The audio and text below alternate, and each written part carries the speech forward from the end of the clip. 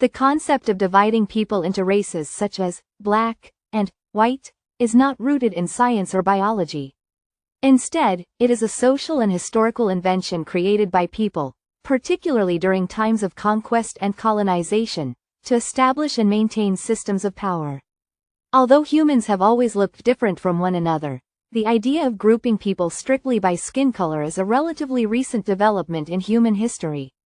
Thousands of years ago, people were not grouped by race in the way we think about it today.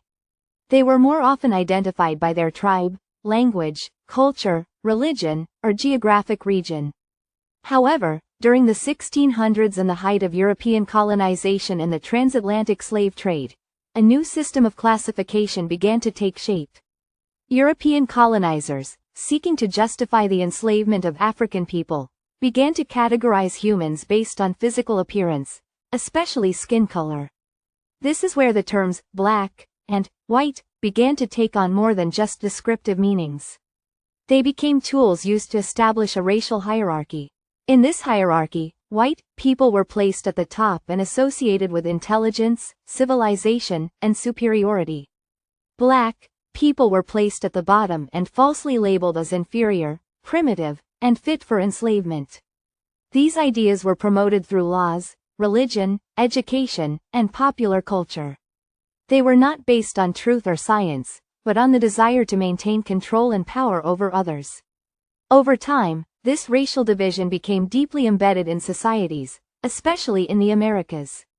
After slavery was abolished, the system of race continued to be used to deny black people equal rights through segregation, unfair laws, and discrimination.